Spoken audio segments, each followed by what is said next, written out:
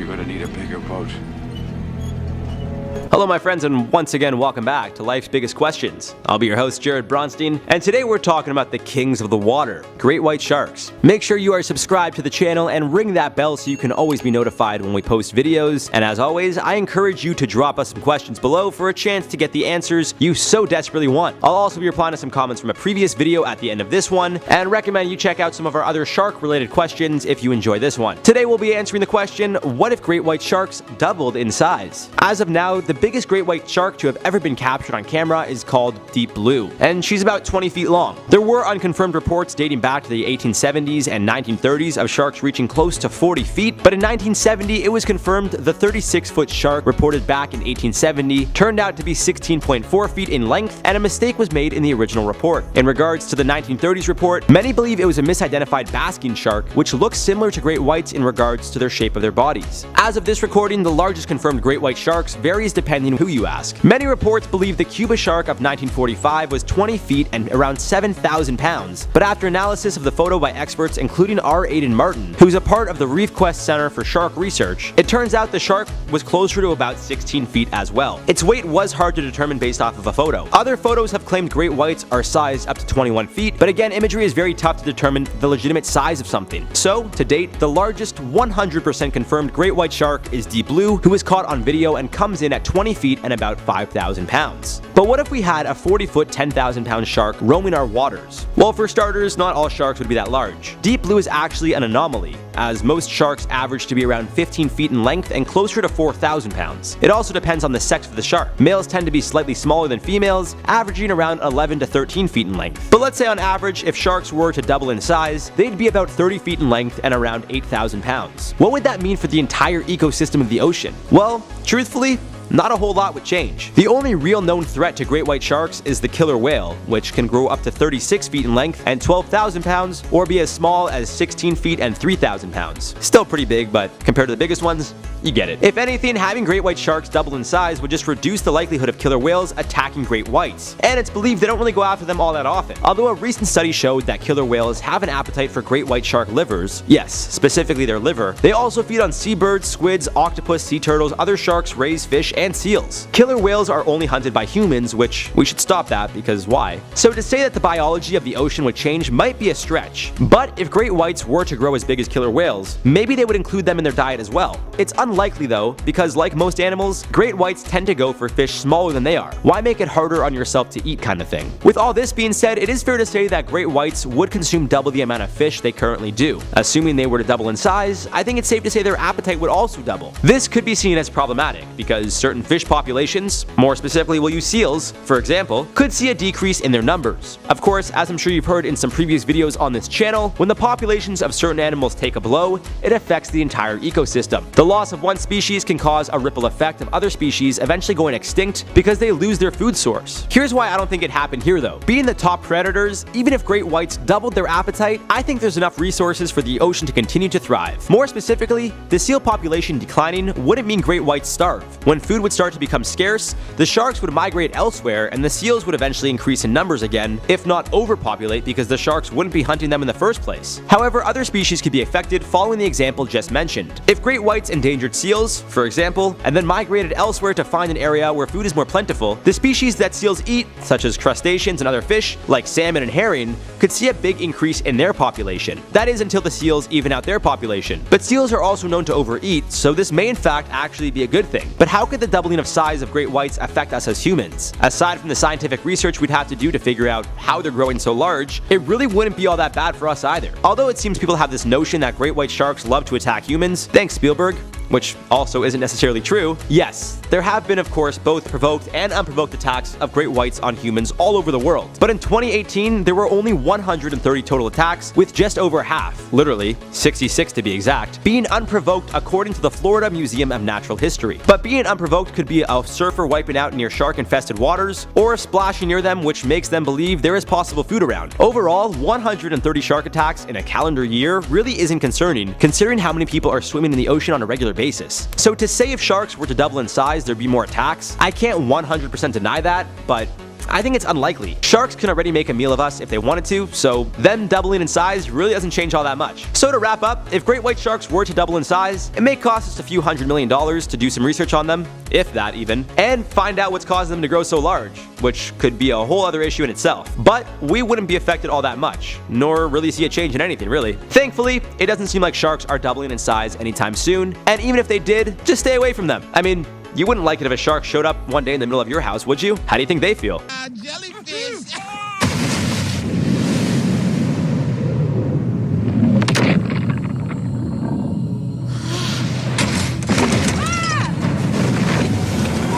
If you've been a fan of the channel for a few years, you know we've done a handful of videos on the Megalodon. We've done a video in the past titled, "What if Megalodon Sharks Didn't Go Extinct?" We've also done a handful of videos pitting the Megalodon against both real and fictional creatures, such as the Mosasaurus and the OPC monster from Star Wars. So in today's video, I'm going to focus more so on the fact that if the Megalodon existed today, that means it would have found a way to live through some historical events. Of course, we'd also have to talk about how other ecosystems would possibly be affected over the years. Another important factor here is that when speaking about historical beings of any kind, over the years as we continue to research, we're going to learn more, meaning it's quite possible some of the information and stats covered in some of our previous videos regarding the Megalodon may no longer be valid due to the fact that after posting our original video, the community tasked with understanding the Megalodon discovered even more. We'll be asking, what if Megalodon existed today? What's going on, guys? Welcome back to LBQ. I'm your host for this one, Jared Bronstein, and today we're talking about one of the all-time greats, the Megalodon. Let us know your thoughts on this one below, and feel free to stick around for some comment replies. The Megalodon is believed to have been on average 34 feet in length. However, some researchers believe they may have reached anywhere from 60 to 80 feet. They are also believed to have weighed anywhere between 50 and 70 tons, which is equivalent to 100 to 140,000 pounds. Aside from being an absolute monstrosity, the Meg also had 276 jagged teeth, similar to that of a white shark. Now, when it comes to the strength of their bites, it's believed the Megalodon had a bite ranging from 108,000 to about 182,000 newtons. Humans have a bite force somewhere around 1,317 newtons. So think about the strength of an average human's bite and multiply that by over 100. There's nothing this thing wouldn't be able to break with its teeth. So to no surprise, between its size and sheer power, they were known to eat anything and everything, but mainly ate large mammals. So to no surprise, between its size and sheer power, they were known to eat anything and everything under the sun. This includes whales, dolphins, sea lions, sea turtles, and large fish, to name a few. They're believed to be a distant relative of the great white shark, but as you can clearly see, the Megalodon would be much bigger. It's been widely agreed upon that they went extinct about 3.6 million years ago due to a lack of food supply, likely from colder water temperatures. But what if somehow, some way, the Megalodon was able to adapt to these cooler waters? We've only discovered 5% of our oceans, which leads me to believe that there is a possibility that the Megalodon does exist somewhere out there in our world. Although it's extremely unlikely, as experts point out, they wouldn't be able to survive the colder temperature waters, meaning if one did exist, we would have seen it by now. But how do we know they don't exist? Maybe I'm just a dreamer and the thought of an 80-foot shark still roaming the deep ocean is all too exciting to pass up, but considering how there is a good 95% of the ocean unexplored, who's to say for sure? This also raises an interesting point. Maybe somehow, some way, the sharks were able to adapt to the cooler waters, which led to them reducing in size as a whole. Over the millions of years, it's quite possible the Megalodon found a way to adapt by living in cooler temperatures, which in turn reduced the shark's physical size and appetite. Now, I'm not saying this is definitely the case. In fact, it's likely not, but still, it's fun to ponder the thought. And if this was deemed to be true, it would lead to a lot of other questions and would certainly lead to a lot of research being conducted. If somehow sharks from millions of years ago were able to completely adapt to change from their natural habitats and physically change in size to accommodate their current living conditions, who knows what other deep-sea creatures from millions of years ago still exist? Again, that's not to say they would necessarily be the same size. For the Megs to live in cold waters, they would not only likely reduce in size, but would also rely even more heavily on their sense of smell to capture prey. Given how dark the deep ocean is, marine life needs to either light it up naturally or use their heightened sense of smell or sight to maneuver. In the case of the Megalodon, much like great whites, they would rely on their sense of smell to capture prey. Historically, the newborns would tend to swim near the shore, which would obviously not be possible if they managed to become deep-sea creatures. Again, if somehow they managed, we'd have to review everything we thought we knew about the Megalodon. However, upon us learning that the Megalodon never went extinct, it doesn't seem the ecosystem would change all that much, because it would be the same as before we knew they existed. Nothing would change upon our realization, at least from a nature standpoint. At least at first. Upon this new discovery, as previously mentioned, we'd want to learn more about them, but sometimes nature is better left untouched, and there is a possibility our research leads to 60-foot megalodons returning to warmer, more shallow waters. It may sound like a storyline for a Hollywood feature film that barely makes back its budget, but considering how we're already rolling with the idea that megalodons never went extinct in the first place, it seems the possibilities are endless. Now, assuming that over the millions of years we thought they went extinct, they were really adapting to a life in the deep sea, it's not so far-fetched to think they could go back to their natural roots of thriving in the more shallow, warmer temperatures. And upon us discovering them in the deep sea and capturing them for research, their habitats would be disrupted. They would likely be aggressive towards us, and even if they were a quarter of their original size, still an 8-foot deep-sea shark is pretty scary. Regardless of if we're talking about newborns, adults, or both, upon initially capturing, there's no doubt a struggle would ensue. Although they were believed to be independent creatures, if the species were to reduce in size significantly, it's more than likely they would also adapt a herd mentality. This means if we captured a few of the newfound deep-sea megalodons, but not all of them, the ones that weren't captured could possibly pursue us or the ship itself. As the megalodons get to more shallow waters, eventually the sharks stop their pursuit, but again,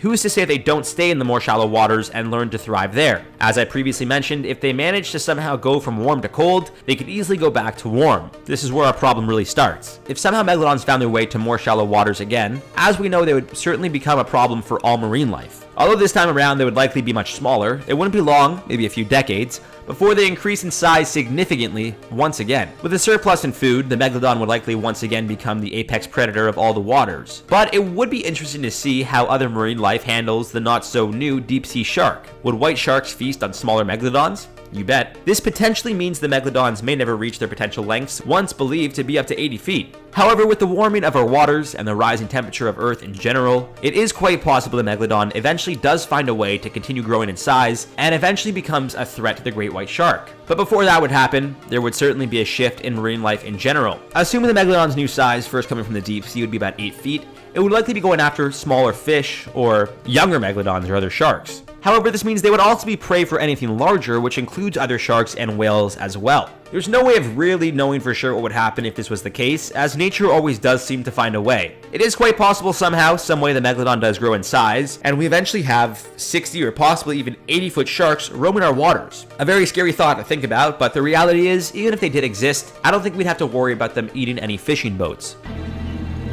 You're gonna need a bigger boat.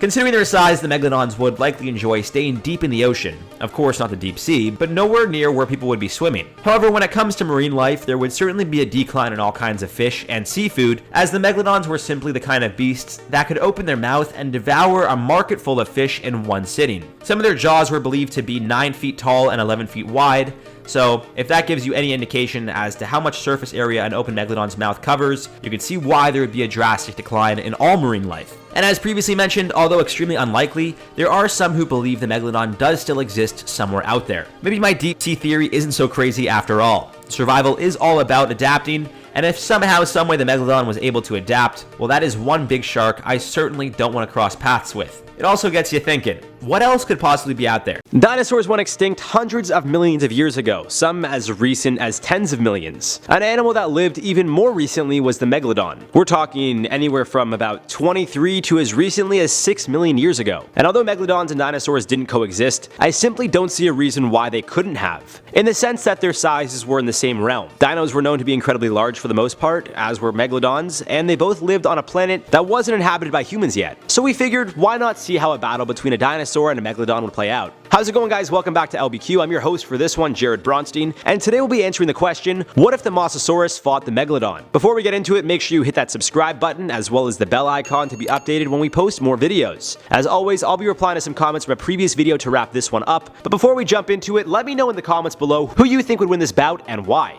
So for those of you who haven't seen our video on the Mosasaurus or the Megalodon, or you simply don't remember, I'll give you a quick summary of both animals. Starting with the Mosasaurus. On average, these things were somewhere between 20 and 30 feet in length, although the largest ones grew to be up to 57 feet. With similar bodies to that of a shark in the sense that it had flippers and a tail fin, these aquatic reptiles spent a lot of time underwater, but had to come up for air because it actually couldn't breathe underwater. They also draw comparisons to lizards and have scaly skin like a snake. Another animal that is similar to the Mosasaurus are monitor lizards, which include Komodo dragons. With their long, thick bodies and short, stumpy legs, or in this case flippers, these things roamed the waters snacking on anything from fish to sharks and smaller Mosasauruses. And considering their size, I don't know if they would fall victim to a ton of other animals. Weighing around 30,000 pounds on average, one of these things can feed an entire village of animals for weeks. These guys also had double-hinged jaws like that of a snake, which means they usually ate their prey whole. These things did, however, have rows of jagged teeth and even had a set of teeth on the roof of their mouths. Now onto the Megalodon. The Megalodon is believed to have been on average around 34 feet in length, however some may have reached around 60 feet. They are also believed to have weighed anywhere between 50 and 70 tons, which is equivalent to 100 to 140,000 pounds. Much like the Mosasaurus, the Megalodon also had jagged teeth, 276 jagged teeth to be exact, which is similar to that of a great white. Now when it comes to the strength of their bites, it's believed the Megalodon had a bite ranging from 108,000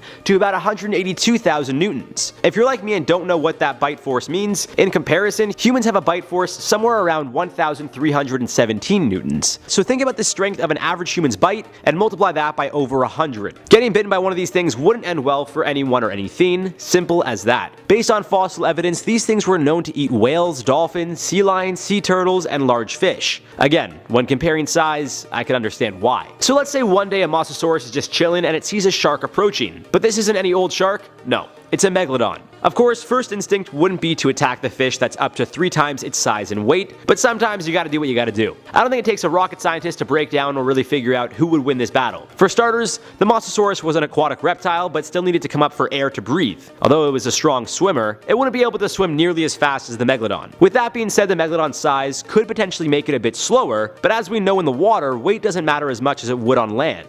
Either way, if these two things go head to head, there aren't many scenarios in which the Mosasaurus is the one that comes out victorious. In fact, the only possible way the Mosasaurus does somehow win is it gets the first bite of the Megalodon and is able to pull it ashore. There, the massive shark would eventually suffocate, and the Mosasaurus would walk away without many scratches, if any. But pulling a Megalodon onto land would be quite difficult, and finding a way to sneak up on this thing would also be tough. On the flip side, the Megalodon would easily make a meal of the Mosasaurus. Aside from the obvious aspect that the Megalodon simply pulls the Mosasaurus down under and drowns it, even a single bite from this thing would most likely end with the Mosasaurus bleeding out. Even if it was able to put up somewhat of a fight against the Megalodon and then try to swim off, I think the Megalodon would catch up and continue attacking. These things were some of the biggest sharks known to man, and we know how vicious sharks can be. Considering how the Mosasaurus was known to mostly reside in shallow waters, the idea of a Megalodon snatching it and pulling it under similar to that of an alligator doesn't seem that far-fetched. Now, the reality of these two actually fighting is a whole other story. Of course, they didn't coexist, but given the size of the two and their eating habits,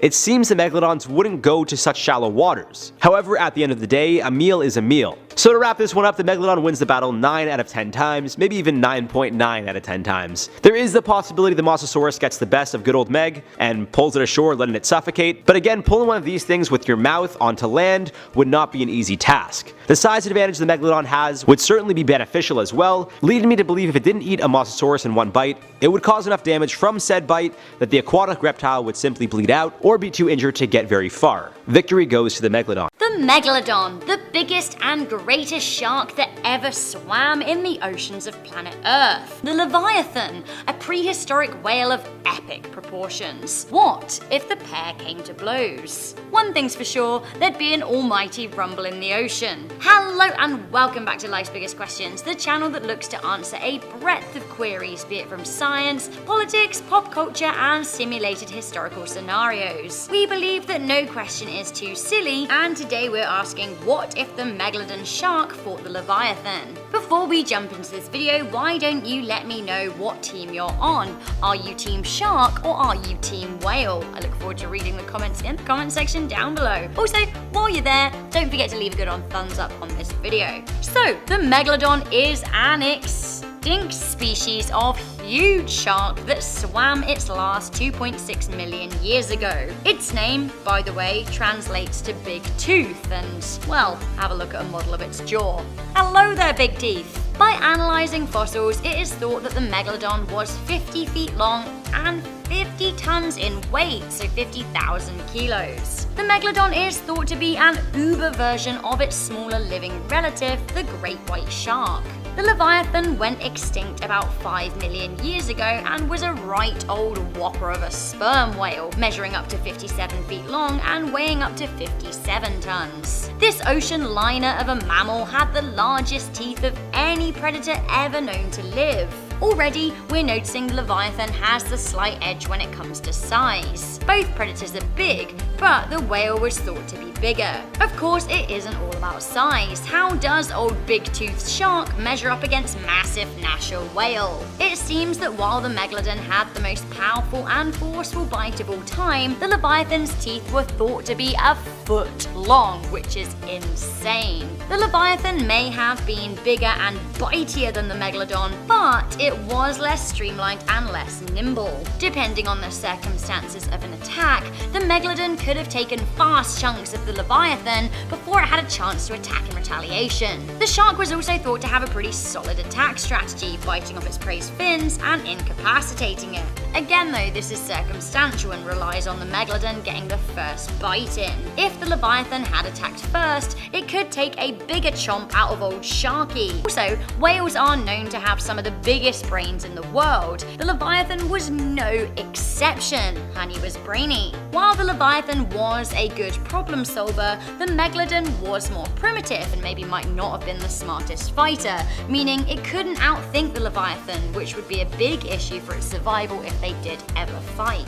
Both the Megalodon and the Leviathan preyed on large animals. It seems so far like the Leviathan should be the winner, although it is worth mentioning that the impressive whale enjoyed less years swimming in the ocean, living between 1 to 5 million years, while the Megalodon lived for 20 million years, which in some ways makes it a victor. Their oceanic years did overlap towards the end of their lives, but we don't know for a fact if the pair ever came to blows. It is quite possible, given their sizes, they would have avoided one another save for a few passing glares. One fun thing to mention, while Leviathan is the name given to the prehistoric sperm whale, it was actually named after a sea monster mentioned in the Hebrew Bible and present in Jewish lore. The Leviathan is a ferocious sea monster, said to be a gigantic queen of the sea, conquerable only by gods. If it was this Leviathan versus the Megalodon, there would be no contest. Lady Sea Dragon would eat Sharky as a snack for afternoon tea.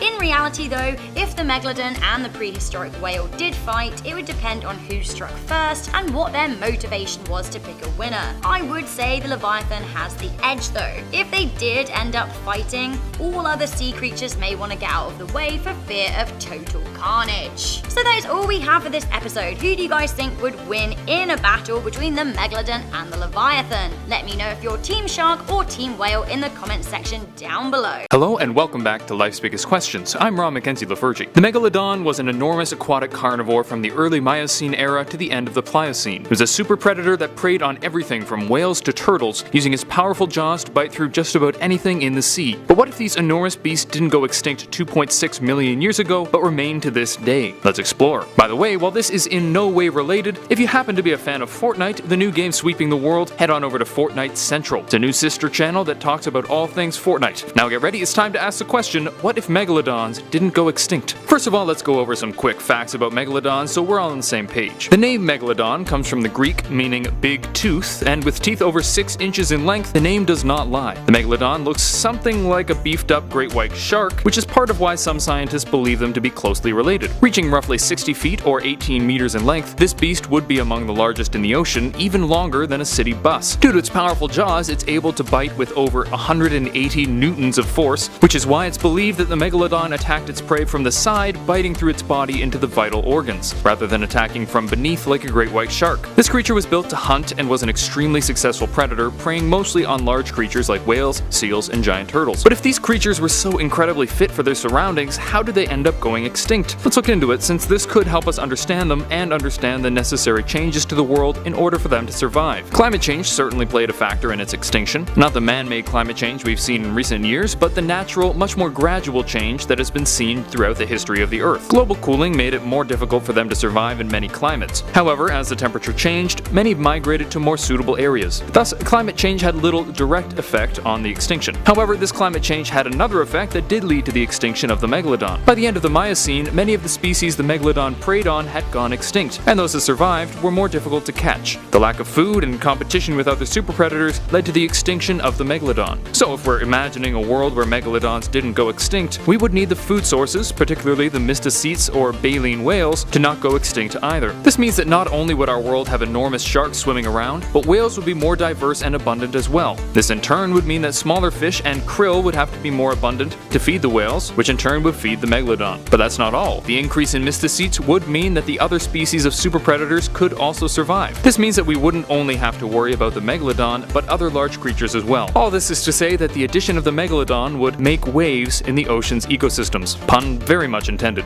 But there's another rather pressing question to answer. How would this affect us? Well, if we're looking at how early humans would interact with Megalodons, we could look at the video game Ark. If you play Ark, you'll know that these pesky prehistoric sharks love to strand low-level players on islands. There's nothing more frustrating than swimming to an island only to find yourself surrounded by Megalodons. And this is something that could well have been an issue in the early days of humanity. Since Megalodons tended to reside off the coast, even a trip on a raft or small boat could lead to an attack. However, there were already large, dangerous creatures in the ocean at that time, and the addition of another likely wouldn't have huge effects on humanity's travel across the ocean. Nowadays, the existence of Megalodons wouldn't have a huge effect on humanity as a whole. It would certainly be interesting, albeit terrifying, to see a living one, but we have progressed to the point where we don't really depend on seafaring on small vessels. Perhaps there would be the odd story of a Megalodon attack off the coast, which would of course make the headlines, but the actual odds of this happening would be rather slim. And now we return to our question, what if Megalodons didn't go extinct? Well, if the Megalodon was to survive, sea life would likely need to be more diverse and abundant in order to feed all members of the ecosystem. In terms of its impacts on humanity, it might have been quite terrifying in man's early days, but modern humans likely wouldn't have much trouble with it. That said, I don't know about you, but I might think twice about going into the water knowing there could be a bus with teeth waiting for me. Thank you for watching Life's Biggest Questions. I hope this was interesting and informative, and maybe even inspired you to look into it further on your own. If you like this video, please thumbs up and subscribe to the channel down below. While you're down there, let me know what you would do if you had a pet Megalodon.